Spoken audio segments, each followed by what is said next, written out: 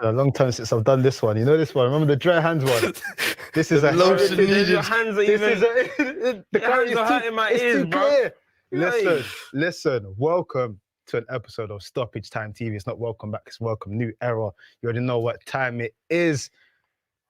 The best football show there is, FTBO Link Up. If you're here already, like, share, subscribe, algorithm. But before all of that, Culture Cams to my left. Hi, my name's Culture Cams, people. It's, you know, we're talking to a new audience, you know what I mean? So my name's Culture Cams. Nice to meet you. The local United resident. Got Fud Kadani to my right. As usual, the local Tottenham resident, shall I say. Yeah, Myself, nice guy all round. Man, changed his whole persona, you know. Rebrand. Myself, Matt Quadri. Listen, let's get into this audio adventure. As is a custom around here, when we start this, we have a little saying we do because we're a community. You know, teams play the beautiful game for 90 minutes. And sometimes when you play a beautiful game, you get beautiful points. So if you've got 3 points, no matter where you are, hold tight the 3-point collectors. Across the world. We haven't had club football for so long. More, Vim, more. Yeah. Yeah, you're clapping a little bit too hard, right? You didn't win 3 points. You're clapping a little bit too hard. Your time is coming. Your time is coming. Hold tight the participants. Trying to deflect. No matter where you are, if you participate this weekend, hold tight you and hold tight the teams that lost their local derbies. But listen, there's only one place to start. United derby. Juice got spilled. They let it splash. Manchester City 6, Manchester United 3. As our, you are in-house resident. They said that we started the stream late because we had to go and grab you to get you prepared for this. He didn't want to do this. Be real. We had to force him on set. Just so you lot know, this guy was like, no, can we push it back 3 hours? Let's release the video tomorrow. Force him on set, which is why we're late. We're lying to our audience now. This is what we're doing. We're lying to our audience. Bro, I tell you, your time is coming, bro. Why is he talking as if he got a dub? Hey, you didn't get a dub. 6-3. You didn't get a dub. Talk to us. You won the second half. You won the second half. I'm leaving with Sutton. Is that what we're doing now? I'm leaving with Sutton, man. I'm leaving with Sutton. But nah. On that, 6-3, 2 hat tricks, 4-0 first half. What I'd ask you, was that a case of United being woeful, or was that a case of City being superior and finally hitting that gear where we were saying they're really not hitting that? You know what? I think, yeah, this game is a bit of a weird one. I'm not going to lie. It's a bit of a weird one because I do think United were poor. I think United were poor, bro. You got to be real. Like 50-50 as well, because I still think City were very good as well. Like they were efficient, they were fast, they were quick. Everything they did was proper. Yeah. But with Manchester United, I think it was just a bit too open, bro. You know what I mean? Going goal down in the first 8 minutes, was it? 8 minutes to City is not what you want. That's just like your game plan out the window. Especially after the onslaught. You set yourself up to be a team that's going to counter-attack. You know what I mean? You're going to counter-attack against Man City. You're going to do that. Then all of a sudden, you go 1-0 down in the first 8 minutes. That game plan that you've probably been working on the whole time that we've been away or whatever, you now have to change it and start trying to be a little bit more on the front foot. But the funny thing about all of that is United weren't on the front foot at any point. It's not even like, okay, it went 1-0 down and they start coming. Still kind of stayed in the same shape and stuff, but it was just too open. And I think, listen, when I was doing my pre-game, who should start and stuff, I personally thought Casemiro, McTominay and Eriksen should start. I felt like going to the Etihad with Bruno and Eriksen, it's a little bit too open, man. And City just cut through that. There was a point where Grealish got the ball and he just ran acres of space. There was not one person in midfield to stop those counters, to get involved. So, listen, it worked against Arsenal. It worked against Liverpool because we were at home. I don't think United will go to Anfield with Eriksen and Bruno like that. Went to the Etihad, a little bit too naive. And you just got to hold that smoke. Get me? That's what I was going to ask you, because those 2 games obviously come with results. If you look at the way United season was playing out as well, it's like, momentum was kind of building a little bit in terms of, okay, we're not back, but we've got something. Is this one of those games, especially after international break, where it's like back to ground zero? Yeah, do you know what it is? Yeah, look, at the end of the day, look, it's just a reality check, innit? Like, it's a reality check. It just shows that this is going to be a long journey. It shows that, listen, whether you win 4 in a row doesn't mean you're going to be a title contender or whatever. Mm-hmm. The aim, a good, successful season for United will be to try and get back into Champions League football, whether that's Europa League, whether that's Premier League. So that's just where it is. City are miles apart from Manchester United. They're a much better team. And you just got to hold that. There's a lot of reactionary takes going on. You know, some people I think they're overdoing it. They're looking for scapegoats. They're looking who to blame. That everyone played poorly today, bro. Every single player played poorly. And it is what it is, isn't it? Like, for me, I think they got overawed with the occasion. I know you can say, can you get overawed occasion because you played Liverpool, you played Arsenal. But in those ones, we went into them games as underdogs, innit? Like, we are underdogs to City, but you win 4. You start looking at the Etihad records in the last couple of years and you start thinking, hold on. Do you think then, optimism? With you saying kind of everyone performed poorly, do you think then that's like individually everyone performed poorly, or as a system it just didn't work today? Because normally on the counter against City, actually it works every time. It's no pace, under though. Ollie. It's no pace. But the thing is, you've got Rashford there. Yeah. Who just coming off the back of a player of the month, the way he's been playing as well. Today was a little bit quiet. So do you think it was maybe the system or individuals themselves not delivering? I think the system, it didn't work necessarily in this game, right? But individually as well, there was times where Eriksen would get on the ball, maybe Bruno would get on the ball, Sancho, somebody will get on the ball, and they just don't do well with the ball. Listen, when you're playing a counter-attack system, you have to be precise because you're basically saying, might get 3-4 chances, maybe some couple openings, you got to take them. One thing I think these United players were doing is forcing the issue too much. Eriksen forcing the diag. I can't remember who it was. Somebody was pinging it out from the back, just forcing it a little bit too much. And you saw it in the first couple seconds of the game. Varane got on the ball, forced the long ball to try and get Sancho. It just went off the pitch. That seems to be a common thing. You're forcing it. You're forcing that first pass too much. I know it's a counter, but you're still going to need to be a little bit more composed. I think, you know, we thought, City are going to be high line, let's just ping it. And nah, they relatively dealt with it well. So individually, there was some bad performance. Considering City as well, missing their kind of like pillars at the back, if like Laporte, Diaz, and Rodri missing the middle, kind of there to be got at as well. I just felt like who? I don't know about that, because one thing about City always going to do City, but I guess what stands out for me is like ultimately it was 4-0, then to go to 6-3, like. How much stock should we take in that? Is that United showing some grit, or is that City just taking their foot off the pedal? Because we'll get into their performance. In the second half. Yeah, in terms of the second half. We've changed, you know. Nah, this is disgusting. This is disgusting. I can't have this now. We're taking half wins. 3-2 second half. How many halves did you win against Arsenal? What was the end result? You lost. What was the end? Exactly. Yeah, but how many halves did you win? Lost. That's all that counts. How many halves did you win? I'm joking. Nah, second half, City took their foot off the gas.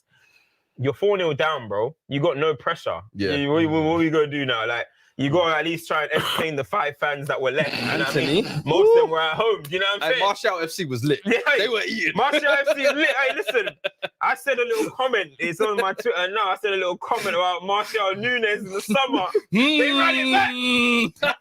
They ran that one back. Listen. I'm just going to be out. Oh boy. Oh, my gosh. Nah. But honestly, yeah, the foot was off the gas. Man United have to at least, you know, do something. You know what I mean? But to score 3 goals, it's pretty decent, to be fair. I mean, City have been, we've said it, and City have been kind of leaky at times this year. But I mean, we've got to give credit to Haaland for his performance. I think you were saying it's 14 touches per goal, something like that. That's what it said. There's an official stat was he takes 14 touches per goal. That is. What is this, bruv? What's the nearest? The nearest is Jamie Vardy, 50. 5-0. 5-0. And his is 1-4. 14. It's not safe.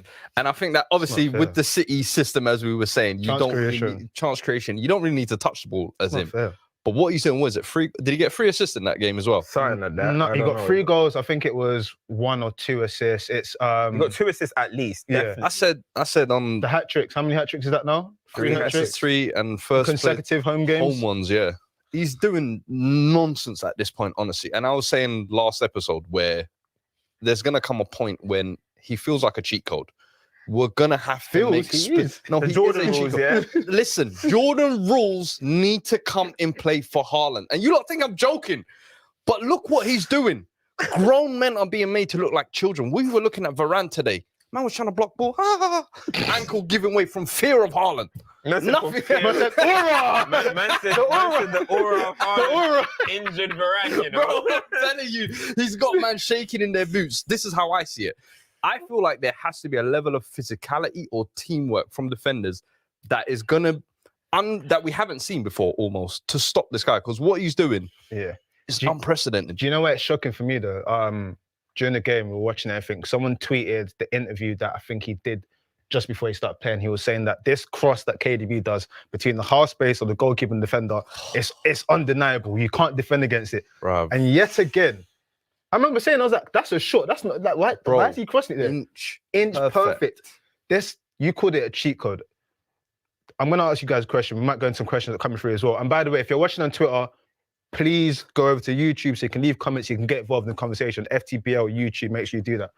But just quickly though, just the quick question I want to ask you, are these two on track to be the deadliest duo in the Premier League right now, based on what we're seeing? Bro, I mean, I literally did an episode on the deadliest duos, well, the best duos in world football. And Has to be a culture. Yeah. Make sure you watch that as well. Yeah, I'm saying on the channel, go and watch that.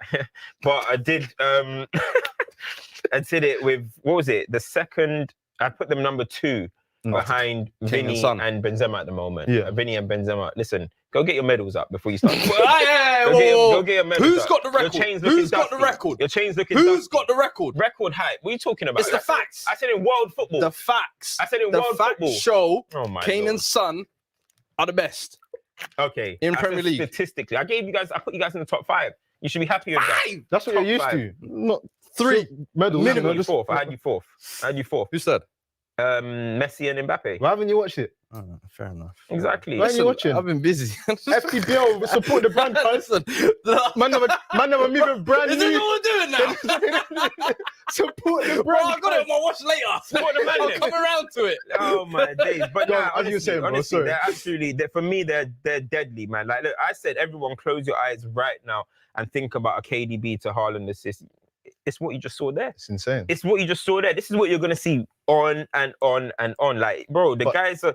It's OP, man. It's too much. But what scares me? Sorry, bro. What scares me is we were giggling at his link-up play, saying that he's trying to do cute stuff, and then you see the pass he does for Foden. You're like, honestly, the only person that is more angry than United fans right now is Sterling.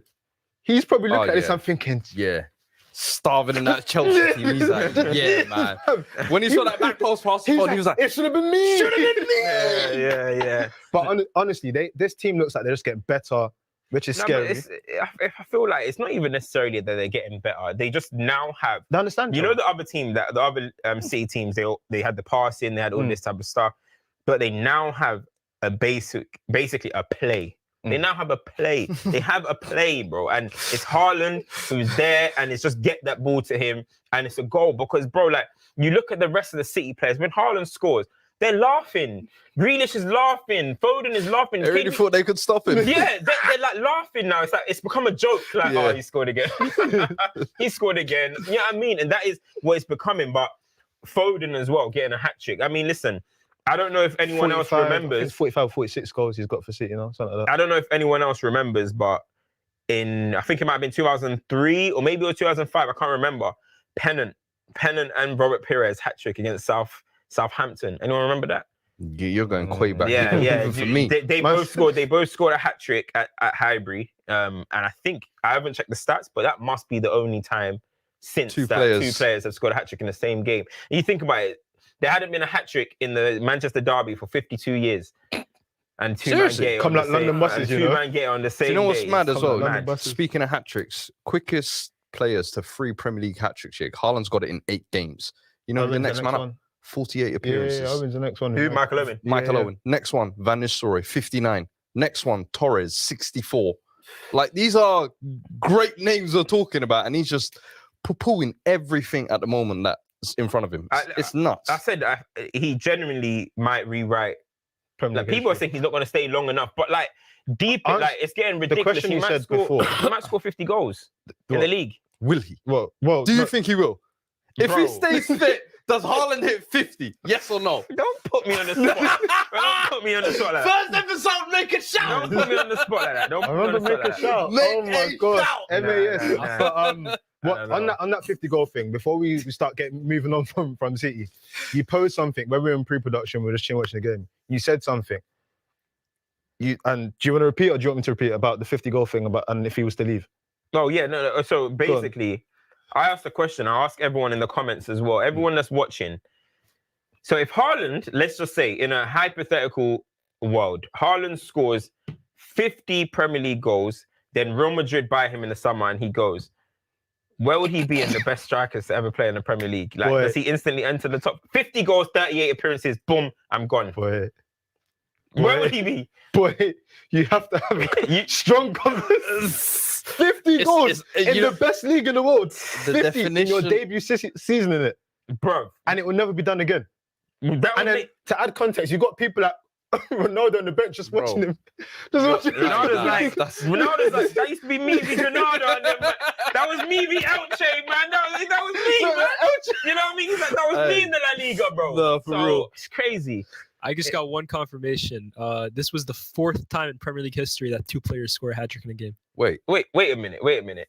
One of them is right. Wait. Aren't you supposed to be English? That's it. Pull out the American accent out of nowhere. Wait, production. Last episode, production was English. Who the hell is this guy? Who are you? Who's this policy justice? I got infiltration in the camp. Ain't you supposed to be from London? You got me. You got me now.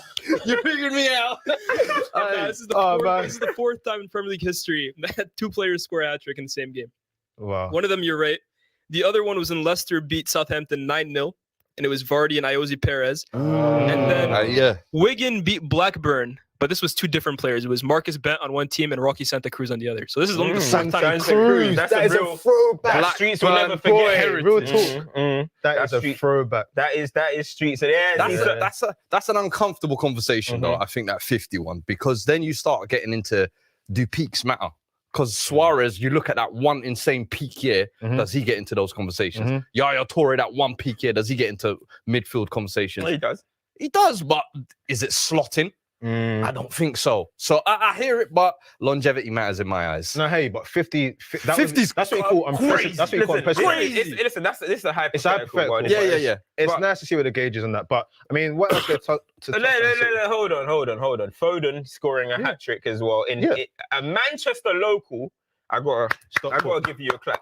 I mean, Stockport, whatever you want to, wherever they are. He's from the soil, innit? He's one of them. To be a local academy player, to now score a hat trick against Man United, bro, that's a dream come true. And I'm not gonna lie, I've been seeing on the internet, there's been a lot of Foden disrespect lately, man. Like, yeah, for me, I was saying as well, I think it's getting a little bit robotic and stuff at the moment. He's passing first. I like Foden so much as a player, but I'm seeing too much disrespect on Foden's name on the internet. I think he's becoming one of them ones that we're used to him.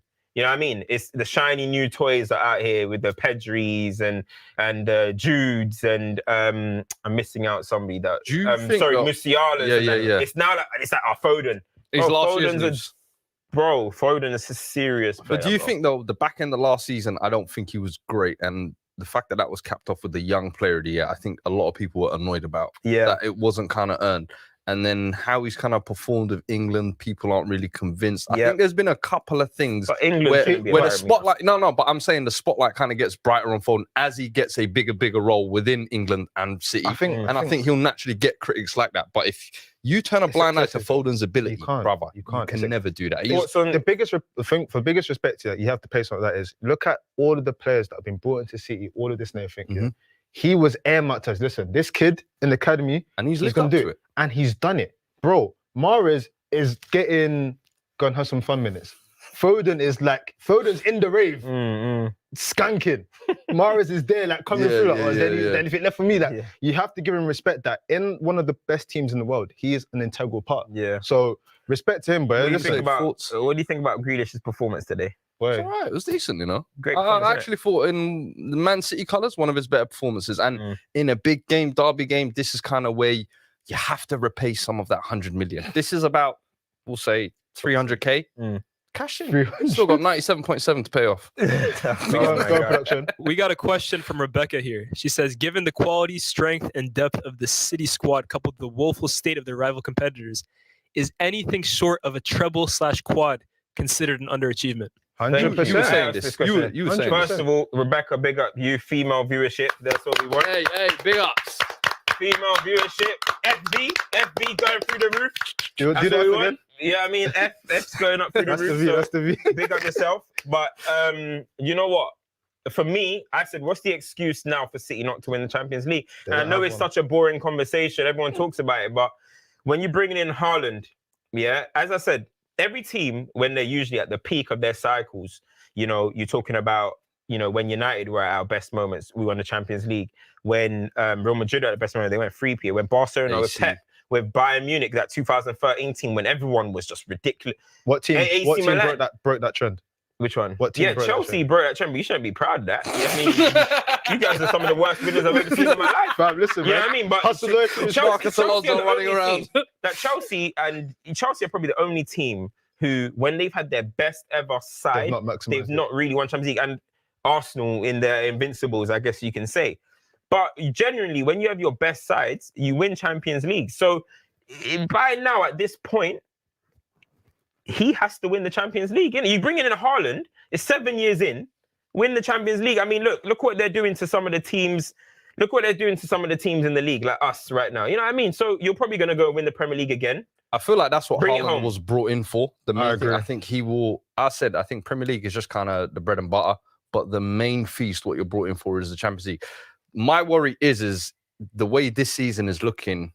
If City maybe wrap the title up too early, do they fall into the kind of PSG Bayern Munich issue where quarters, semi-finals, all of a sudden you're taking your foot off because the guys are only turning up for the Champions League?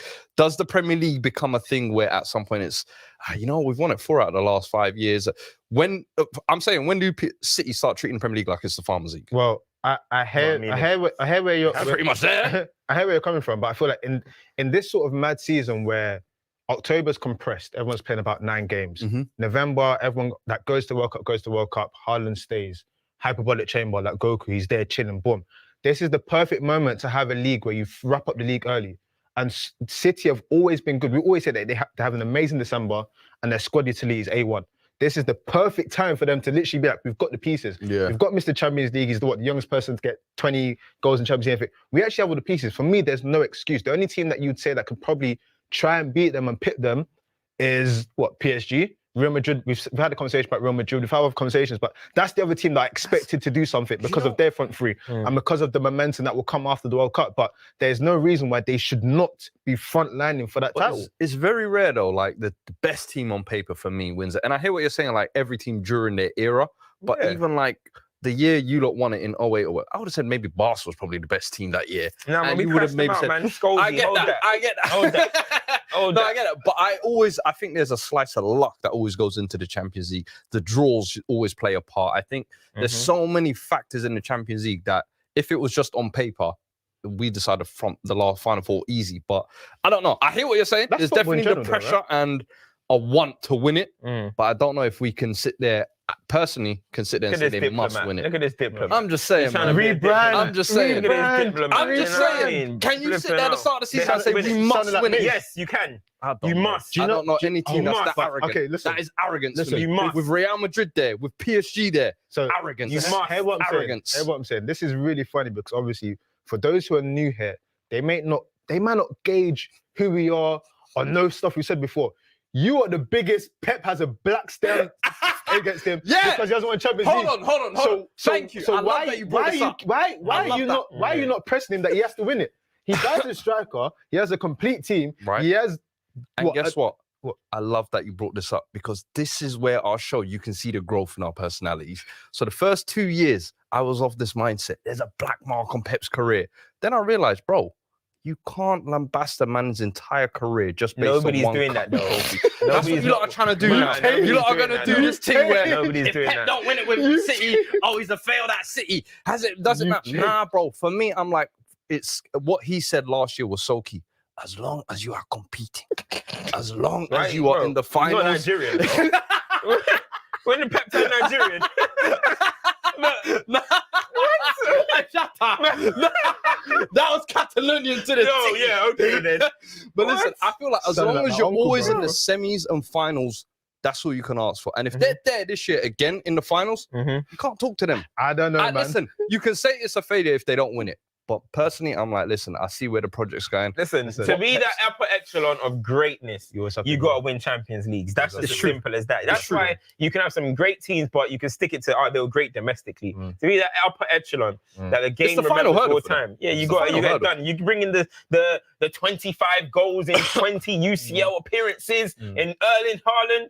You got to deliver it. You know what I'm Listen, saying? man. Let us know in the comments what you think. If you're watching on Twitter, like I said, make sure you go over to the YouTube, subscribe, retweet, leave your comments as well, retweet, share, let people know. Hit the Listen, likes. everyone that came over with us, God bless you guys. If you're still coming over, find your way, get a seat, get comfortable. We're here, we're live, baby. You understand what it is? Listen, for the people that don't know who we are, how would you describe Fuad? A bum. Okay, fair dues. How would you describe Cam? A very nice gentleman. He's an upstanding citizen of his community. I wish him all the best. Calm. How would you describe me? Similar, a pillar of your community. No, look at this guy. And a good father as well. Forget all of this. Get into the nitty gritty of the thing. This rebrand is poetic. It's so bad, but go on. North London derby, bro. Listen, you ready for North London derby? Why did you man lose? What do you mean, why did we lose? We've gone to the Emirates, I think 29 times, But and only won once. Conte. It was his first trip to the Emirates, and I think everyone's going a little bit reactionary for me with Conte. I think people are trying to kill him too much and saying like, oh, why was we so defensive yesterday in the North London? And I'm like, you lot realize this is pretty much how we've been playing the entire season. Nothing's changed in my eyes. And I'll be honest, I'll give a lot of credit to Arsenal yesterday. I thought from minute one, they came and balled out. But from our aspect, I felt like we invited it. Where I feel like in our system, the wing backs are so key. The front three have to deliver. You lot have heard many times. If the front three don't perform, we have no hope. It's done. And our wing backs are our outlets. As soon as those two, I could see in the first 20 minutes they were done. I will get to a specific someone. You wanna go? Go for it. Why is he still starting? This is. I'm not saying Conte is blameless. This is where I have some blame for Conte, but the way those individuals are performing within that system, they're not doing their part. Son yesterday, Richarlison, Emerson. I'm sorry. At this point, I cannot understand what Jed Spence has to do to get a game. What Doherty I would even rather see at this point. I would rather see a midfielder maybe playing at right back. Genuinely, Kulusevski, Mora, because Emerson is actually, you know, when it is a negative, a net negative to the team. You know, every time the ball goes to the right-hand side and you're thinking, we're building up play, I automatically know this is just breaking down. 1 million of his own money. What you had with Wan-Bissaka, you know the feeling. When he gets that ball, when he's overlapping, you're just like, yeah, man, forget it, man. Just start tracking back. Forwards don't even feel to make that run anymore because I saw yesterday there was a moment where Emerson got the ball on the wide. Son should be breaking a neck to get in the box. But I know he doesn't believe that man's going to deliver it. Guess what? He did.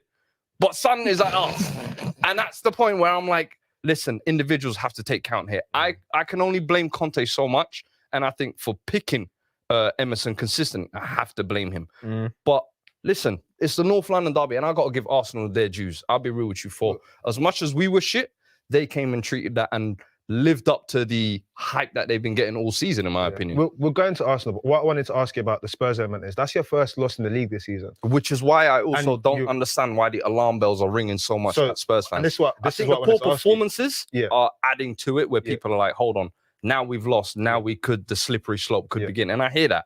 But also it is our first loss. But what do you think it is for you personally? Because Spurs this season have been very weird to me. It's like the season started, they're in and around it, but I'm not convinced. The Champions League game against Sporting for me was, I think that just painted the perfect picture. Because it's like, for me, the way you're playing doesn't seem sustainable in the long term. Correct. I know that Conte is going to do what he does and everything, but it just doesn't seem sustainable. Are we seeing potentially what can happen for the rest of your season, that if you don't change something, that this will be... Well, this is why I said what I said about the window, where I felt like we hadn't made like those substantial improvements where you think, I can look at this team and rely on certain people. I still look at that defense and I'm like, there's still massive holes in it.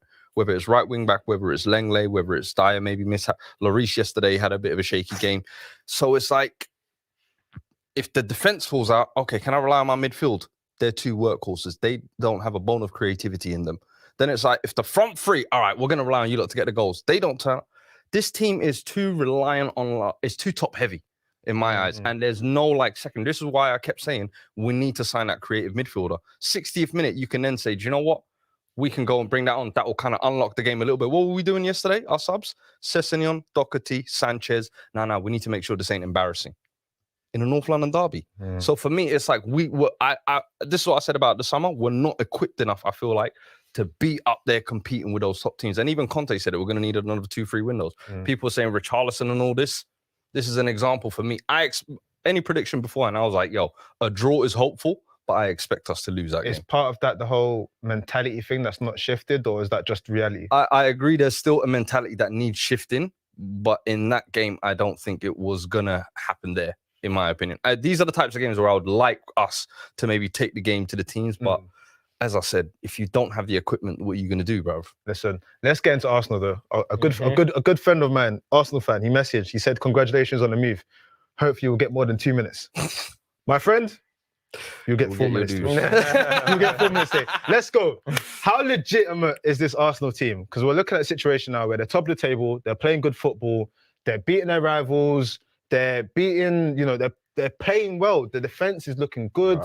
Jesus looks like a man revived. He even came out and said the shackles off my feet. Was it Mary thing? My guy Romero yesterday. Lord of mercy. Whoa.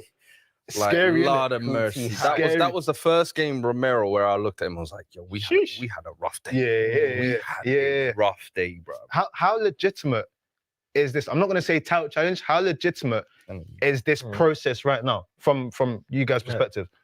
I did a video on this already, or not already on this part, on the Arteta kind of period. Now for me, Arsenal are legit. Like, look, do you know what? Look, yeah, bro, don't lie to your eyes. That's the reality of the situation. That's a new one. He's good. He's good. Bro, honestly though, don't lie to your eyes, bro. Arsenal are legit. Like, you look at them performance-wise, yeah? Every performance has been good, I would say. Every performance has been good. United, okay, they had a bit of defensive issues, but it was a good performance in general. Every performance has been well, and the basis of your team being good is good performances.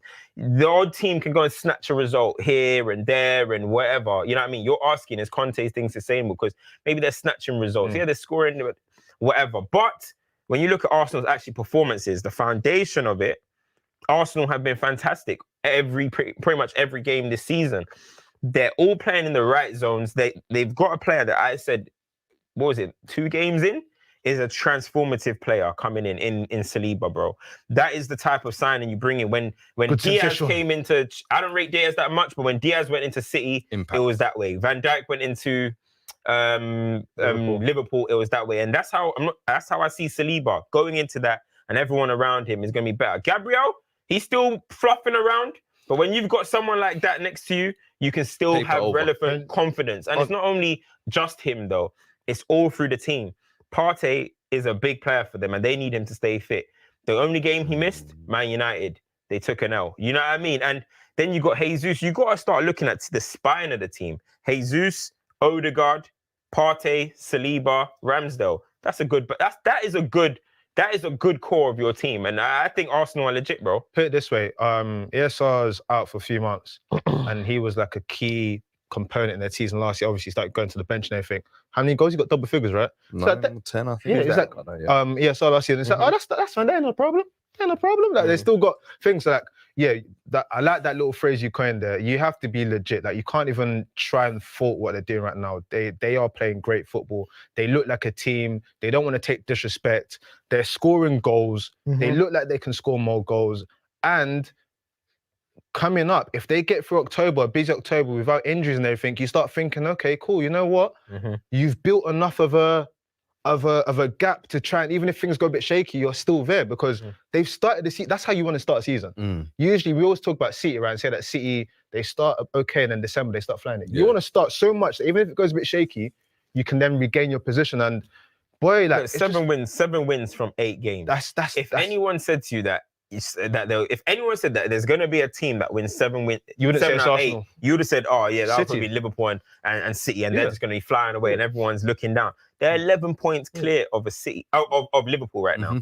9 of Man United, 11 points of Liverpool. So why can't let's be real? 11 points is a lot to make up, right? Yeah. Yes, it's a long season. That's 3 losses from them, and then making sure that everyone else win every single one, and they've got Liverpool next. So imagine they're going to beat them. All of a sudden, you're looking at the table. Yes, you can't win the league or anything at the start of the season. I'm not saying they're going to win the league. I still think City will at this point. It's good intention. Listen, for me, next week though, when they play Liverpool, will be the real acid test of this Arsenal team. And I know we've said, the United were the North London derby at home. I think they were favourable to win. I think United got caught out. Fair enough. I think Liverpool though, they win that game. I see them as potentially dislodging them as that number 2 team. You look at the way Liverpool are going over the last couple of weeks. Hey. We'll get to them in a minute as well, but I'm fearing for their top 4 place. And I'm looking at Arsenal like that second place is going to be up for grabs. Are you going to be the ones to take it? If they win that game next week, who's to stop this super team? Bro, no team, this guy's silly. No team that has had 20, like at least 20 points after 8 games has missed out on the Champions League. So Arsenal have already got 21 points. If we're going by history, top four should be it's looking like a banker, mate. You know what I mean? So now raise the ambition levels. Keep going. Raise the ambition levels. Try and be that closest challenger to Man City. Why not? Because listen, when Liverpool came through, at the point where they had finished 4th, okay, they got Champions League final, but they get 4th. Then they made that massive jump to 1 point behind City. At some point, they had to start believing, hold on, we can do this. We can actually be at that level. And yes, Europa League and all that stuff is going to come, but Arsenal just got to keep doing what they're doing. And you actually never know. We're 3 years into Arteta's cycle. Potter, new cycle. Ten Hag, new cycle. Conte's only 1 year in. Klopp, 7th year, and now we're looking at it like, It's a window of opportunity. City and Arsenal There's a window of opportunity. are the most ready. You know what I mean? They're the most ready, and they're showing it. Yes, production, what are you saying? Yeah, I got a question for Fuad, actually. Go for it. From Timur. He says, Spurs used to have good football, but with no glory to show for it. Now with Conte, if he fails to win anything for Spurs this season, they're asking, would the board stick with him for another season? I'm asking you. Absolutely. Would he stick with them? That's the question I want to ask you. That would be the question for me. Would he want to stick? I think there's a clause in the contract for us to extend it, which I think we probably will. For us, I said, Conte took a step down. He went from league winners dislodging a 9-time winner Juve to saying, do you know what? This board isn't going to back me in my vision. I'm going to walk away from this. A league winning team, Inter Milan, Heritage, to say, Tottenham, okay, you guys have a vision. I'll help you execute it. If we don't help him win something, that's a failure on us. That's how I see it. We should be grateful we got Conte. And I think a lot of Tottenham fans sometimes get carried away in thinking, this ugly football or whatever. I'm sorry, you got to suffer through this for now. Because if he goes, who's the next man up? Potter's gone. Potter was the lovely name that was always the Ruben Amorim. Nah. They're going to be talking about Amorim. They're going to be talking about Pochettino Part 2 again. And I'm sorry, that's my thing. Is like, don't get your emotions over your head. This is the first league loss of the season. I understand North London derby is bad, but still a long season. There's something I want to highlight whilst we're on Arsenal Spurs. There's a man who on stoppage time we have defended, we have backed. Thank you. We stood with him. They abused us for standing with him, and we didn't shake, we didn't fold, we didn't bend. And now we ain't 6'9". And now he's getting the respect he deserves. Man of the match yesterday for me. We do our segment called Champ and Dud. You have to say his name. Say his name. No, I'm still bigging him up. Say his name. I'm still bigging him up. He could arguably be a champ for this week. Granit Xhaka. Fair play, man. Fair play. He done it. I can't lie. Real men always prevail. Let me tell you that. Real men always prevail, bro. And Xhaka is one of them, bro. You know what I mean? From all the downfall, from all the scapegoat nature that he's had. They're taking the armband, telling fans F off, which they should have F'd off anyway. They were chatting rubbish that day. Let me F off, lads. You know what I mean? So from all of that, but we got to give a credit to Arteta because if Arteta didn't move him into this box-to-box role, we wouldn't have seen it. We wouldn't have seen this kind of resurgence. I've always thought Xhaka's a decent player, I liked his mentality always. But this new box-to-box role, I'm not gonna lie, I didn't know he had the mobility for that. You know what I mean? I didn't know he was as mobile to be doing this kind of box-to-box. And I don't even think it's mobility. That hammer left hook. It's IQ. I think, It's and that's the thing is, I think he's I owe you playing an apology. the role. I wasn't familiar with it. Back though, bro, he's playing that role he plays for Switzerland because every Exactly. time he goes to Switzerland, He you see him at enjoys international himself. tournaments, and everyone would be like, "Yo, why don't we get this Xhaka at Arsenal?" And it's like, no, they would plug him in that 6 role, sitting role, and I felt like yesterday, honestly, that's where they won the game. That midfield of Partey and Xhaka, just Bentancur and Højbjerg, where were they? They were nowhere to be seen, and I felt like a lot of I felt like a lot of those two would have been arguably our best players, and them kind of getting their foot in the game was how we kind of got the rest involved, if that makes sense. As soon as they nullified them two, I said, yeah, the wing backs ain't working, we're done. On the Mikel point, the reason why I respect it is because we know that it's a young squad. We spoke a few weeks ago about, the 15-year-old thing and everything. Ultimately, you're appealing to a young squad. When it was Aubameyang being sort of pushed out and everything, and Lacazette was the senior profile, it was known that the only other senior profiles were Xhaka, my man that's playing next to him. And Roma were bidding 12 million in the summer. Yeah. So why I give Mikel respect in that for that is because of the way he handled it. He's like, listen, you are still important here because you have been through it. You can teach this stuff. And ultimately, you are placing your career now where I can push you to where I think you're going to be best. Like, best for you and best for the team. Like, this season, he's been their best player. Very, very, very. Bro, there's an argument for that. They'll probably say Jesus because they've got a collection. But he is definitely in it. If you take him away, similar to how you take Partey away from the United game, you start scratching your head and going, "Oh my gosh, it's gonna look a bit scary." The thing is, I've been doing the team of the weeks and stuff, and bro, this guy's been every week, every day. I've been doing. You've been working, bro. You've been working. They got me like Stephen A out here, bro. You know what I mean? I'm getting you like a bar soap. You know what I'm saying? But honestly though, like I've with the team of the weeks and Xhaka, the first week I think it was, I was like, okay, he's not in, but honorable. Everyone's like, honorable mention. But since then, it's literally been like, okay, Xhaka. First name of the sheet. Okay, Xhaka. Like, how am I gonna not put Xhaka in again? Yeah, I'm starting to try and find Paulinho and just so I don't look mix it up a little, so I don't look biased and stuff. You know what I mean? To Xhaka, but honestly, nah, like honestly, big him up. And Arsenal, as I said, if Arsenal. Obviously, injuries is going to matter a lot, you know what I mean? Because we're talking about some key players. Now, maybe if one of these key players get injured, let's see how, with the depth and stuff. I still think Saliba, Ben White can come in. Same. You take out Xhaka, Fabio Vieira. If you've seen him, he's nice. Yeah, but he's nice. Again, it's like the City dynamic, and it's about, for those individual players as well, what an opportunity to come into and be like, listen, we're doing something we didn't expect to do. I'm gonna charge it. If he comes in for Jesus, 100k now, he's got that battery in his back. 40 on his back. So, I mean, credit where it's due. Those guys are really doing their stuff. But we need to talk about a team that's not really doing their stuff. And before we go into that, like I said, if you're watching on Twitter, come over to YouTube. Come and leave your comments, like, share. If you're watching now live, subscribe. Notifications on. Yep. Audio platforms, do all of this stuff. We need your support. Make sure you do it. Like, share, subscribe, comment, everything. FTBL, follow. Personals, follow. Do everything. Hit up production. He's in the comments, active. But let's get into the team that's not really performing. Because my word, they killed me for saying that these men are not feeling what Klopp's doing. They killed me. They said, what are you talking about? 3-3 to Brighton. We have a new manager. They had Trossard looking at Hazard. The Zarbi. They had him looking at Hazard. Say it with the accent, man. You want to say it? But you speaking Nigerian lately. Come on, man. What is it? Cultured you. How is it? The Zerbi. Sounds like he said like the W. But boy, I mean, R's.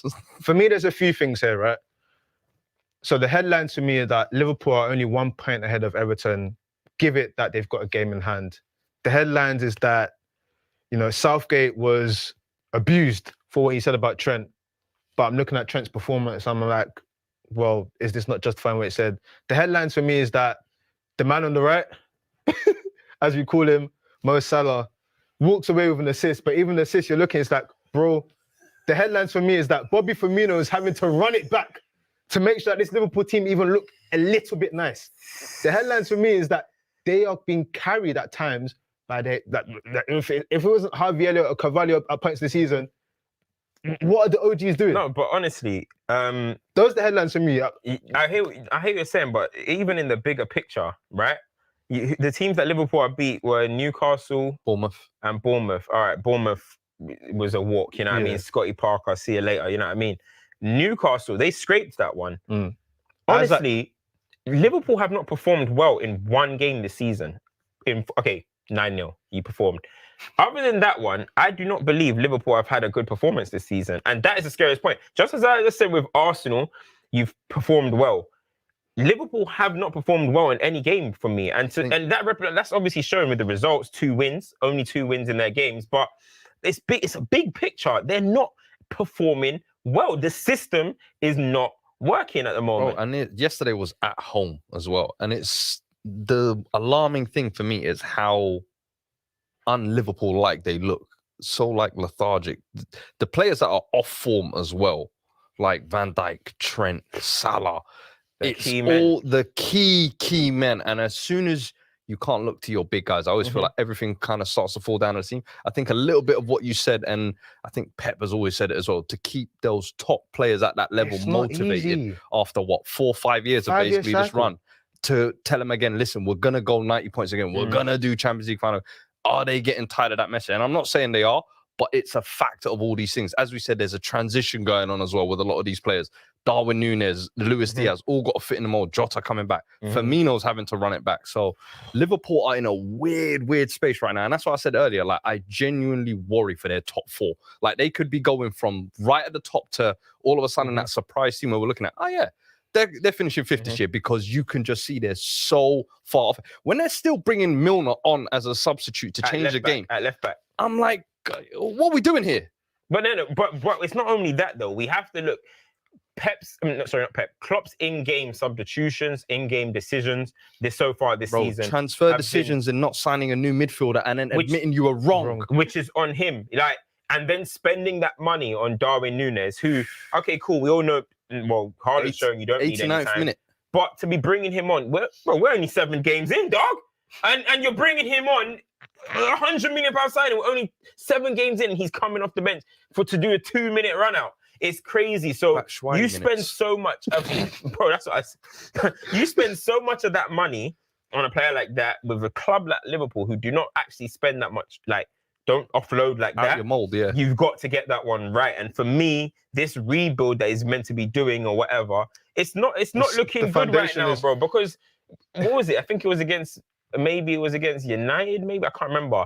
It's like the same squad from 2018. If you're building anything, with about 2 changes. Running thin. Well, there's that, but if you're building anything, you need a solid foundation. And ultimately, this squad has been run dry for 5 years. It's not solid. It's not. And that's when we always talk about City, right? We were speaking about the game and we're saying, I wonder when they're going to start decommissioning Kyle Walker. They'll probably be thinking about it already. That there's always a contingency to make sure that everything is in place. You look at Liverpool.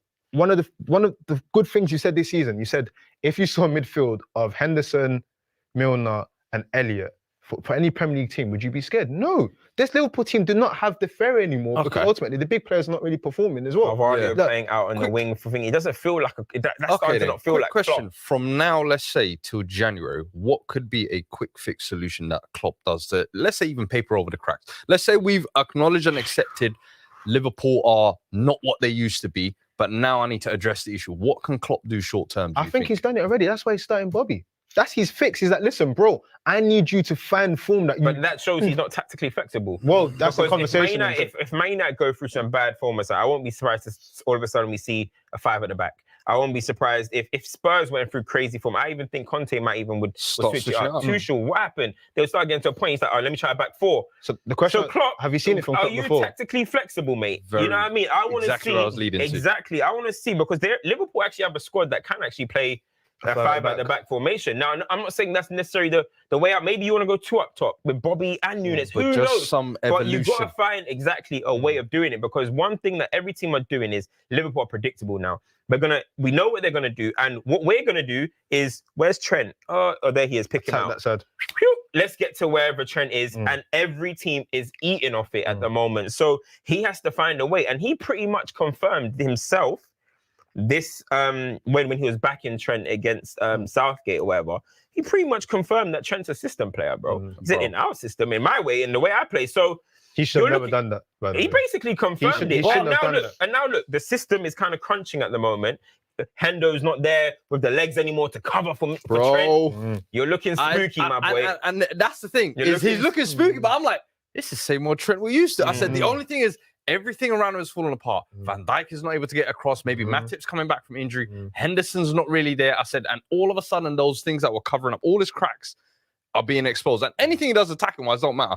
What was it? Has he been great attacking? He hasn't been the same. But I genuinely feel like right now he's at a dip in form, and it's being highlighted even more. And also, I think he's at a point here where he knows his defensive game is being analyzed. Like that first goal when he just crumbled to his knees, that's a confidence thing. Down to the knee. I was like, bro, I swear to you. I said, because there was no reason. I just felt like he lost his foot in there. And I'm like, you can see he's nervy when he gets in that one-on-one position. When Mitoma came on in this, his knees were trembling. How many times did he get past him? 3 times, 4 times? Got for the 3rd goal as well. He got him. Like, on what you're just saying, confidence and the system failing. See a player like Trent, do you think he's one of those type of players that overcompensates or tries to overcompensate with what he's good at when he's up against it?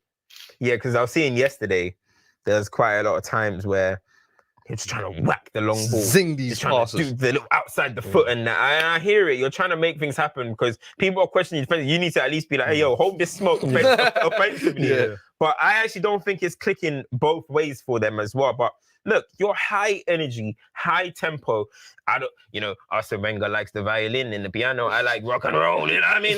That's what he's always said that he is. So when you're doing that 7 years, it's going to be hard. You got to refresh it. You got to refresh it. Exactly. But then your recruitment has to go hand in hand. Surely it's got to go hand in hand. I like Fabio Carvalho a lot, but I would look at him as like an Arsenal player or something. You know what I mean? Or Harvey Elliott. And you're trying to make them... With you. I think what you mentioned earlier with the back three, I think they've got the perfect players for that as well.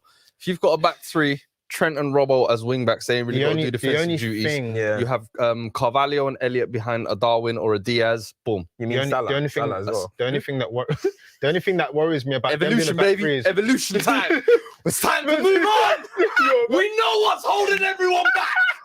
Y'all know. Let's have these uncomfortable conversations, shall we? Or are we just gonna leave the elephant in the room? Hey, if I say it, it's an agenda. So other men say it. You get me? Are we gonna be real? Is it time to move on? Is it time to move on from Mo Salah? Whoa. Is it? You got too much dip in your chip. Listen. Let us know in the comments. Is it time to move on from Mo Salah? Because we saw the back end of last season when it was crunch time. Salah wasn't there. Now we've started a new season. We're going into a transition period. We're talking about the same old things might not be working. I'm saying, I understand he's been given a new contract, which means you have to give him the keys. Do we need to, though? They gave the money to the wrong guy. Listen, but he's not doing that well in Germany either. No, and I'm nothing to do with Mane. I'm just saying, is it still imperative that Salah starts? Because I remember the back end of last season, I was saying I wanted to see some Diaz, Mane, Jota. There's other times when players are in form. Is it now a thing where Salah is undisputed? So you're saying he basically got that Julius Randle Supermax? You know what I mean? After a year, you're like, damn. You know what I mean? I don't think he's the indispensable guy anymore. And I think now, if we're talking about a system change, I think the main reason why they played this system was always because Salah and Mane. If you want to move away from it and evolve from it, I think that's the first person who you eliminate. I hear what you're saying about the formation thing. The only thing I'd flag with them is ultimately this team's been playing for 5 years. They're severely cropped. I don't know realistically how much legs. Van Dijk, Matip, who's the other guy? Konate. Joe Gomez. Gomez is cropped. They're all cropped. This is the problem they have. They're trying to rebrand and all the players are cropped. Yeah, but and then when you're playing cropped players, high intensity football, it's only going to end in one way. Yeah. Going back to the Salah point, because I know we're going to move on from this, but going back to Salah point, move on, you can't move on because you just cashed in. He's the highest paid player in Liverpool history. You broke your wage structure for him. You can't. It's impossible. Look, let me say. That's the type of develop a plan B.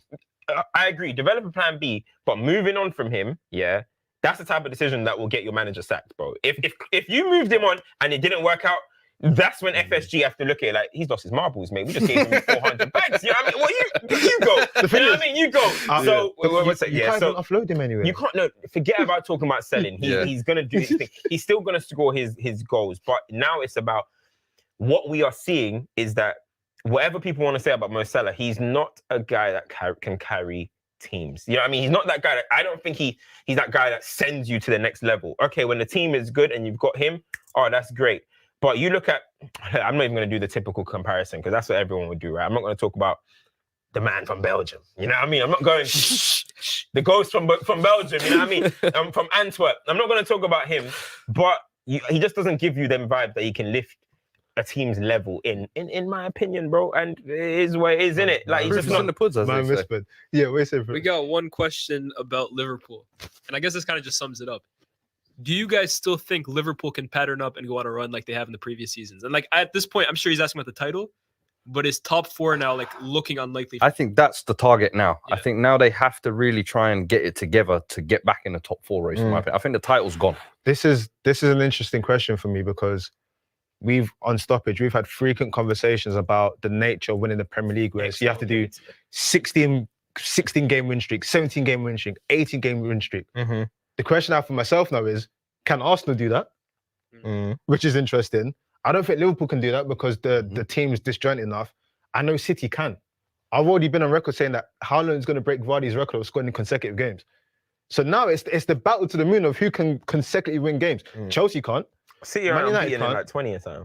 Bro, Man United can't. Liverpool can't do it. Liverpool can't do it. No. It's literally, you literally look at Arsenal and think, can Arsenal do unbeaten run? Look, can Arsenal go and win that many games? I don't really, We don't in a know. row, 18 in a row. I mean, that's what these teams are doing. Yeah, 18, we don't know. I think I'd rather wait and see that than predict that. Yeah. But Liverpool, They're not doing that. they can't do that no more. I don't see it. Like, and then a lot of Liverpool fans are sitting there, like Grizz Khan and all that man there, are sitting there thinking, it's just gonna kick in. No, they're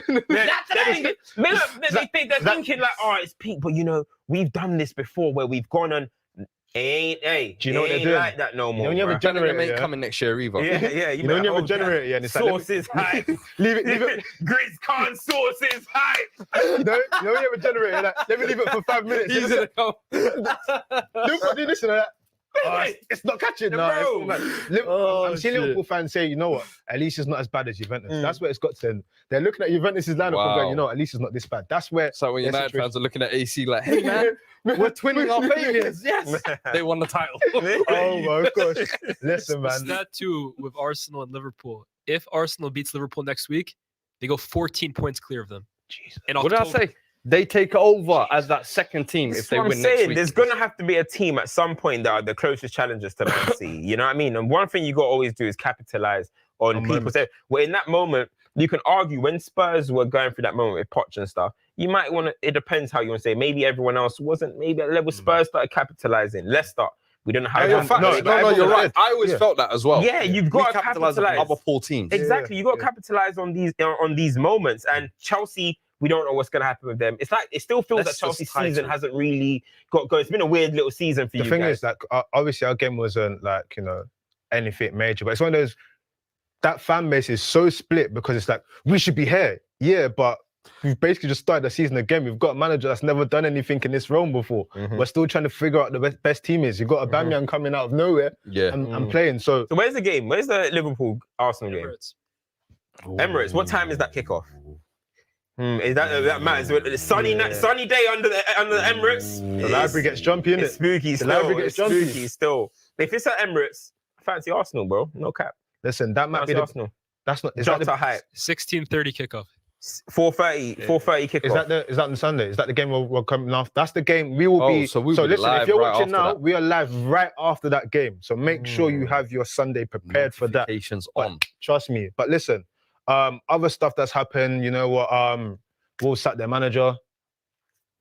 Charge it to the game. Bruno Lage, man. I think that's harsh, man. Charge it to the game. Listen, managers don't get time to do nothing no more. And it's just jarring, man. Bruno Lage, he's like, hey, listen, let me tell you something. Why did you kiss your teeth there? Wait.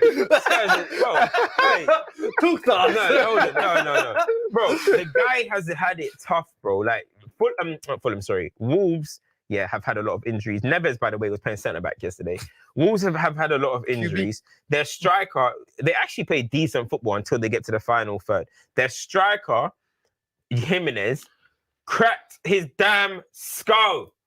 He come back. He ain't the same, That was bro. like 3 years ago, bro. He's not the Has he same. been the same since? He's not the same, bro. I don't even think he's got that same bargain. On a level, Bro, though. no, on the real. There's Fabio Silva and then didn't what hit. happened? They brought in a 6'7" striker. Bam, ACL, done. But think about the rest of it. Fabio Silva never really hit. What happened to Hwang Hee-chan? Hwang got sold to Forest, then got loaned to Olympiacos because you know they got that dodgy Hwang little High. thing.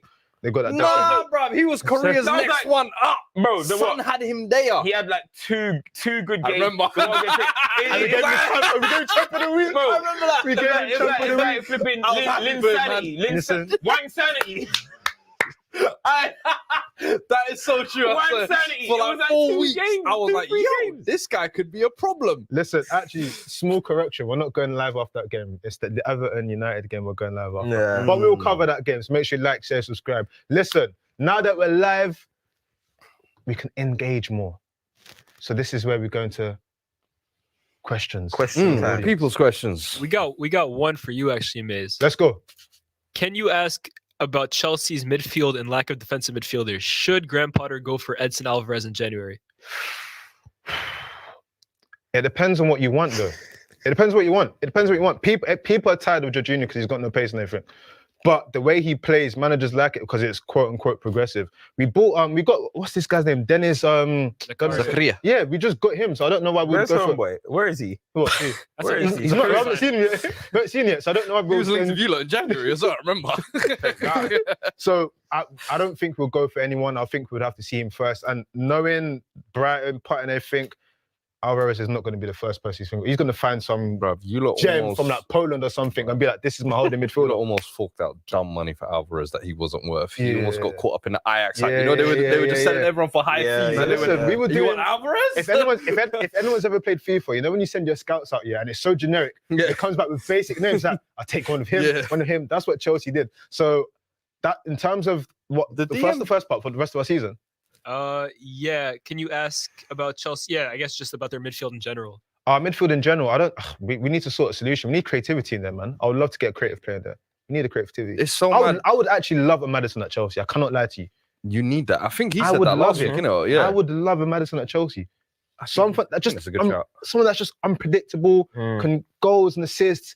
What Chelsea fans wanted from Barkley for so long is what Madison is. Just something, just life from the midfield. Because honestly, when you've had Lampard for how many years, yeah, and then you go to having none of that, Hazard disappears. I'm looking at Chelsea. It's just formulaic. It's like look at that.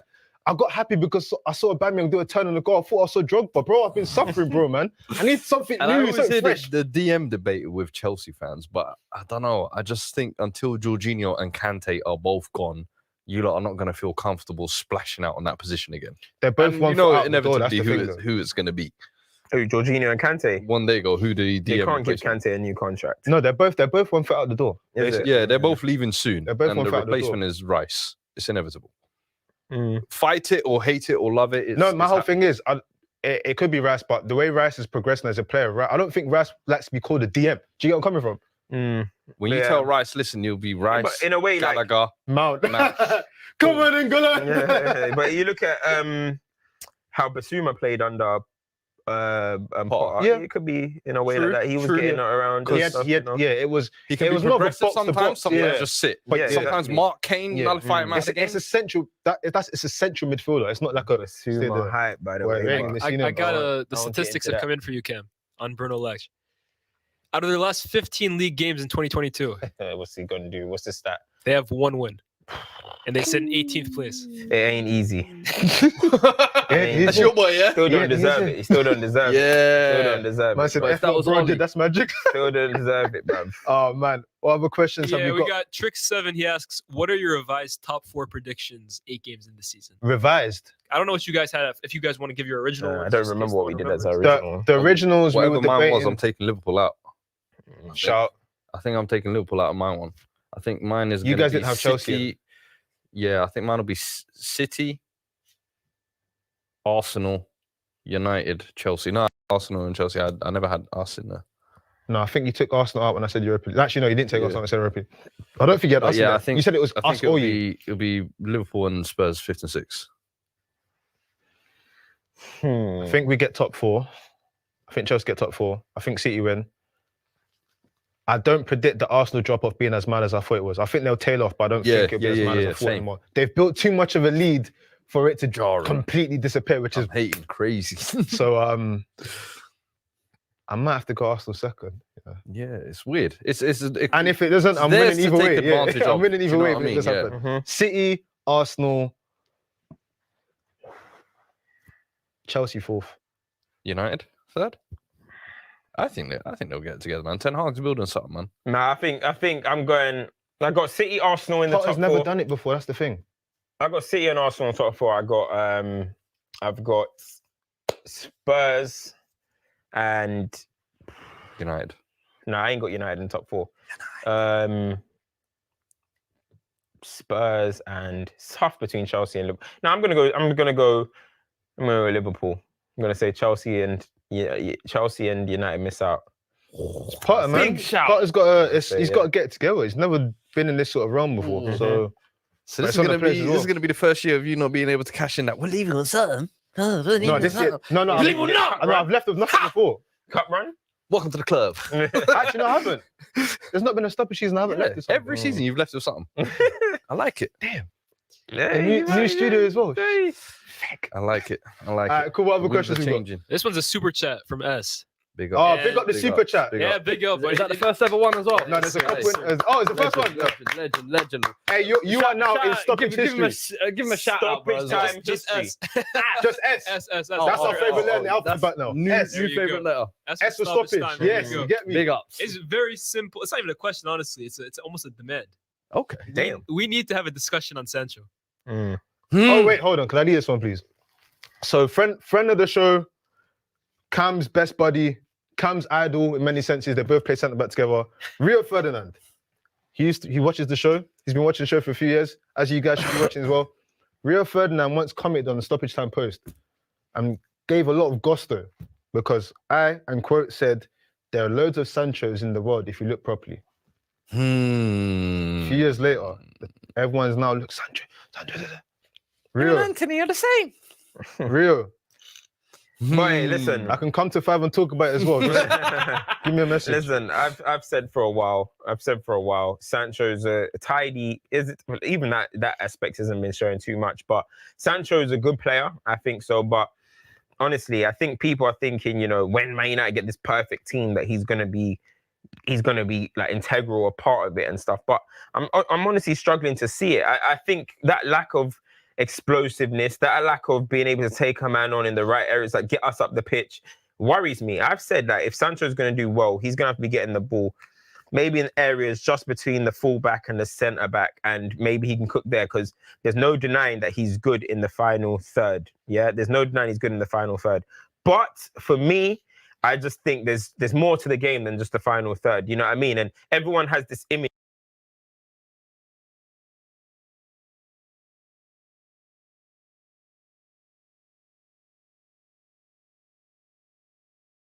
Consistently, and I'm not seeing that. If anything, the best moments have come from him have been when it's been in moments. Yeah. Do you know what I mean? And that's what people label Rashford as, Son, Salah, all this type of stuff. But I think because Sancho has a little bit of a different aesthetic, you look at it and you're like, nah, you got to watch him. He connects well. I haven't really been seeing it too much. And I just think if I'm a fullback and I got Sancho, I'm like, yeah, I'm going to have a good game today. I'm going to be comfortable. It's not... For me, it massively. Personally, I don't think since signing for United, he's had the best platform to build his talent on, in my opinion. Whether that's last season, Ronaldo getting shoehorned into the side last minute, all of a sudden you're getting deprioritized type of thing, and you've got to find your way. Then new manager comes in, now you have to adapt to kind of his ideas. And I feel like he is very much a confidence player. And I don't think he's had that since the moment he signed for United, whether it's playing on the right or on the left. I think he's at a stage as well in his career where his natural ability from like youth level, he was a clear cut above everyone. Then you go to Bundesliga. Debatable. What? When you seen the City tapes? He was different. He was killing, man, in City Youth Academy days, bro. Yeah, he was good. I felt like, listen, when I saw them tapes, I was like, this kid's a problem. Then he goes Bundesliga and he looks like one of the best talents. And I feel like natural ability can only push you so far. I feel like now he's hit that kind of wall where, like all top players do, you now have to tap into here. The You thing- have to drive yourself that next level. I find it He's hard with still those young enough to conversations. do it. The question is, does he have the Bro, mentality? we're in an era. That's where I'm now going to question Jadon Sancho moving forward. Does he have the mentality to get that elite part of his game out? Because it's nice being cute, good, and trickery, and having all this and having the little comps. You must deliver. The reason why I find it hard with those sort of conversations is because ultimately, because I don't know a man, I don't know whether it's a mentality thing or all I know is that when he was in Germany, you're a different profile from what they've come up against and everything. There's a bit more space and everything. And then when you're cooking, and of course the confidence is high. Because if you think about it, all of his records and everything came from this amount of games played, boom, boom, boom, boom, boom. Everything was going right. Yeah. In a Manchester United, we have to be real. Manchester United is a very toxic club. Only the brave survive. But ultimately, there's a certain level of application that you need to be able to perform at United. And I feel like he's just the way he plays, Premier League, just the way he plays, it makes it naturally difficult for him. And that's why, if you look at United, Rashford can do well because he's like, you know what? You've got a bit of pace to you. You can be direct and everything. Like Cam said, when it's Sancho, it's like, he might do something neat on the ball, but what is the application? Where does that take you? Bro, the thing That's is, the question. but you also got to have that intent. Yeah. I'm not Anthony's biggest fan. I'm still waiting to, I'm going to wait. I didn't watch him too much. I just see a little bit of things and I'm like, there's some things that are red flag to me, but he has a little bit more intent. But at the same time, it annoys me that he always goes back as well. He doesn't take on his man, right? But you see today, he cut in, he just said, F this, I'm gonna Ross it and boom, you know what I'm saying? But Sancho doesn't seem to like have that about him. And look, it's not always gonna be about like mentality. It's also about, are you suited to this league? Are you, because look, not here saying because the Prem's the best in the world. Simple fact is the Prem is super athletic. Everyone is an athlete, bro. And when you are not an athlete, you have got to be special. You've got to be special, yeah? And for me, but even Hazard had a burst about him. He had a burst. Hazard had explosiveness. I get what I'm talking about in terms of like, I'm not saying you got to be chiseled. Yeah, but that's what I'm saying. It's like, there's that, would he benefit from moving to the 10 role then? But somewhere like a David Silva. I'm just asking the question. I don't know, man. I don't know if he's as elusive as a David Silva. But if you're saying he doesn't have the dynamism and the athleticism to play out wide, but he's got the technical ability, is he maybe better off suited to playing as a 10? I don't know, but I don't know. Maybe it could possibly happen. Maybe it could. I get it. People have spoken about that. But what I'm saying is, I guess we never know. You've got to be in them positions. You've got to be elusive. You've got to be. So it's a debatable one there. But I wouldn't mind seeing it if we wanted to try it. But I just think, we're going to get moments essential because at the end of the day, you're still a talented player. But are you ever going to get that consistency where I'm like, okay, this is one of the best wingers in the Premier League? I don't think so. Let's go into one more question before we do champs and duds. Uni is never too late for him, Bro. man. That's all. You're flagrant. Next question. From TD, actually. Shout out TD. Shout out TD. This is actually not an exclusive, but live from Eric Ten Hag's press conference. The reason why he didn't bring on Cristiano Ronaldo, Ten Hag cites, was for respect for his career. Saying that I respect Ronaldo's career too much to bring him down on 6-1, 6-2 down. Yeah, I hear it. I'm not going to say what he called him. I'm saying, how is CR7 feeling about his return to United these days? Depressed on the sideline. Jordan Peterson's coming out. Giving exclusives. Look, at the end of the day, right? Listen, I tweeted, why do I have to watch these greats become washed or whatever you want to say, right? Why do you want, I don't want to see this thing. I like when players go out at the right moments. Coming to Man United, he wanted to get out of Juventus at any point, right? He really wanted to go Man City, and that would have probably extended his career a little bit longer.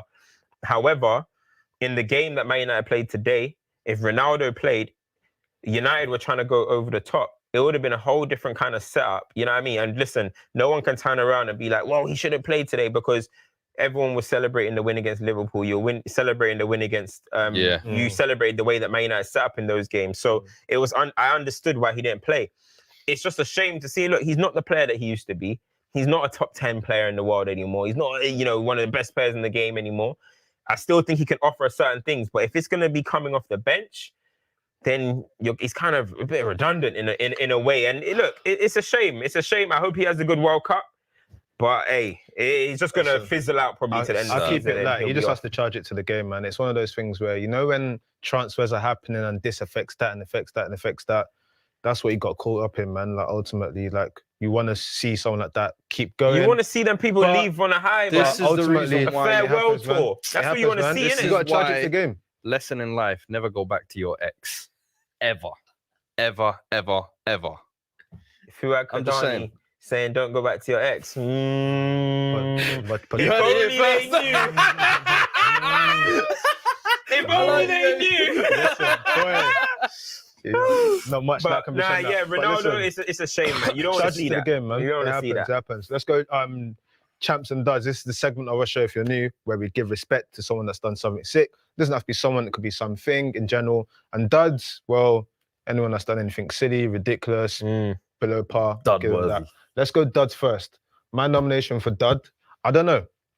I might be being petty, but Wilfried Zaha Nah, saying that that's Reece not a James. dud, man. You can't. Why are you saying he's Nah, looking for I can't lie clout? to you. Nah, It's a bit but- sensitive Saturday. I can't Bro, lie. this is what I want to see. No, is good, for man. Reece James. No. He's trying to almost bruv, be like, no, Zaha's you're back clout is calm. chasing. No, fight back. Nah, Fight bruv. back. Hey, So Zaha when will next fight back round, next when game. you But dunk on this is him, what I'm saying. I yeah. want to see a post. Yeah, he probably that's what I'm will. saying. Probably, I I don't think wanna- I would Then put don't that. call it clout chasing because you'll be clout chasing Yeah, then. that's what I'm saying. Yeah, you see, Nah, I because wanna he see wants it action. both ways. I want to see action. I don't know about that. I wouldn't put it as a dud. I've got. I mean, United were 4-0 down at first half, so that's bad, isn't it? That's not pretty. That's- But I would say Emerson Royale. Thank Yeah. you very much. Yeah. Emerson Royale. Like, listen, I Get don't like in to the get bin. too harsh on people, but You can't spend 1 million and still perform. I'm like actually starting to think if he might be one of the worst. I mean, he might be the worst player in the Bro, Premier League. one of the worst players to put the Tottenham shirt on. And you've had down. Chimbonda. We You've had Chimbonda was Zakora. alright. Bro, Actually, big up Zakora, no, man. I like yeah. both Didier of those that Zakora you was mentioned alright. actually gave good service to the Yeah. club. That bum there, useless. I'm sorry. For He's me, I giving would, Ali I Dia would vibes. freeze him out indefinitely, let him go in January. He's given Ali Dia. He might be an Biggest dud. accountant. I don't think he's a footballer. I think he's Biggest frauded dud his way I've into ever it. seen, And honestly. how much did you pay for him? 30 million. We had Tomiyasu there, said, nah, leave that. We'll pay double for that. Yeah, you know what? I agree with that. Oh, one. yeah. Criminal. stay fit, ain't he? Yeah, he's Paratici, crook. blood on your hands. I ain't forgetting you, bruv. Alright, cool. I would agree with that one. That was going to be yours, 100%. Yeah, that was going to be mine. innit? Get in the bin. Giving Liverpool one is harsh. No, But letting Trossard. Actually, no, it's not. How Bro, can you let what? Trossard score a hat trick? Yeah, He's only the third That's player. going to be my champ. Yeah, Trossard is only the third player that's got Anfield. You know who the last person was before that? What, score a hat trick? Oh, Yeah, I or saw- more I than 3 saw the goals. man- I saw the stat, actually. Julio Baptista. No, it was my man that Julio did this. Baptiste. My man that did this. Arse shaving. Oh, Premier Arsenal League. then. Yeah. That was the last time that more than Oh, 3 goals. last time. Yeah, last Okay. time. Yeah. Okay. What? No, fair enough. Fair enough. But- Nice segue. The champs. Trossard has to be. Bruv. I wrote a caption. You know what it is? It's the season as Yeah. well. But And that's I what I'm felt saying. like this was like a crowning moment where he's like, I'm not just on form, bruv. Yeah. I'm leveling up. Actually, I got to give a dud, to your boy, actually, Gabby Agbonlahor. And the reason why I'm going to give that dud is because calling for Trent to retire from England because you can't get because you're not getting called up. Listen, mate, if Trent retired from England, that's so arrogant. What are you saying? Because you can't get ahead of Reece James, who's a quality player. That's disrespectful to James. What do you mean? What, are you entitled? You have to play for England. Why? Nah, that's facts. Why? That call. If so, what? He'll go and retire. So this is what When there's a Gabby new wants, manager. right? He goes and retires, yeah. And then what? A new manager comes and he says, I'm eligible back. again. Okay, and that manager says, no, I'm feeding Reece James. Oh, I'm retired again. Yeah. All right, cool. See you later. Can't do that. If I'm the manager, Can't do that. if I'm the new manager and you've retired, I'll be like, brother, stay retired. Because I ain't calling you. Your mentality ain't it. So anyone calling for a retirement, that is absolute. No, I hear that. That is That's a a joke. That is a joke. That's, That's what mentality are we putting into the game now? What's going on with the game? Retire if Yeah. you What's can't, if you what's can't up get to the into 11. No, I hear you. Let's Trossard. do that, man. The reason Trossard, like, he's on 5 goals in 7 appearances. Mhm. Like 5 goals. The most he's scored in the Premier League 4 seasons is 8. The other 2 Trossard seasons, is going crazy. he's hitting. No, he he's is. already hit his season tally. He's twice. Like he's had 5 goals in He's like 2 hard. seasons. He's hard. He's And the actually thing is, good. he's playing in different positions. He's well. It's like he's taken on the mantle in terms of these forwards can't score. All right, cool. I'll do I'll something. do it. Yeah. him and Black Pascal Gross, them man. Yeah, they're cooking They're something. liking them. He's Listen, I another can't one, lie. man. Liking them. Azar, you have to rise because if not, we're gonna give Hey, the mantle away. Trossard. We're gonna give the mantle away. Trossard and Baby Hazard. I'll say Boy. my other champ. I gotta give my other champ. Do you know what I'm gonna give champ to? I'm gonna give a little champ to Messi. I'm gonna give a little champ to Messi. Yeah. You know what? Talk This to me. production in the What's back going is on? getting What's all going on? excited. But look, last season it was poor. You know what I mean? It was very, very poor. And this season, But this season, he's activated playoff mode early. Is you know it what I mean? He said, World playmaker Cup. mode. I'm as well. activating World Cup mode early because, boy, he's absolutely balling this season. I think if you look at combined goals and assists, he might only just be behind Neymar. Him and Neymar, maybe Lewandowski, maybe, because he's just banging bare goals. Wash King. That's all I gotta say. Wash King. that kid from Buenos Aires. That kid from Rosario. Nah, you lot are dumb. that's so funny. I was actually going to give like an honorable mention to Jose. Yes. Man was in the back of the van. Man was in the back of the van like an undercover I thing. love Jose, man. Jose episode coming out on FTBL on Tuesday. Watch that. No, I have to give Jose a shout out. Man. Again, it's a small one. It's not like a massive one, but I give Conor Gallagher a shout out for the last time. That was another one. I was hoping you'd mention it. Conor Gallagher. Yeah, man. Come on, to get the Scoring goal. the winner, former Yeah, I even had a little chuckle about it. Yeah, I you can take that one. No, the African Oka was I raised you. I used to change an nappy. You know that ones there. Don't do that stuff. But listen, man. I think that's all the transfer. Yeah, we gave Shaka. We gave him his segment. Yeah, we gave him a segment. I think that's it, man. Boys, that's the first live show, boy. Live show. Listen, like we said, everyone that's dropped a message saying congrats, everyone that's been bigging it up, everyone that's come here for the first time, we appreciate you. Everyone that's come over, we appreciate you. Remember, these are the things we need you to do though. Like, share, subscribe, put your notifications on, go into all of your audio platforms. We will be there. Follow our socials. Have your notifications switched on for our socials. We're going to be doing loads of stuff. FTBL YouTube channel. That's where you need to go and subscribe. There's other stuff there as well. There's FTB culture. There's going to be more stuff coming as well. So get locked in, stay switched on, and keep riding, man. Yeah, same violence. Make sure you hit the subscribe. There's 400 people inside. All you got to do as you're leaving is click hit the bell. that And follow. also, anyone who was watching the show previously, perfect opportunity to present it to someone new. Share this out. Tell your auntie. This is the debut campaign, you know what I mean? Tell your auntie, tell your uncle, tell your missus. Algorithm. You know how it is, man. Guys, big up yourselves, man. We'll be back. What is it? Next week? Next week, man. Like that, we're out. Peace.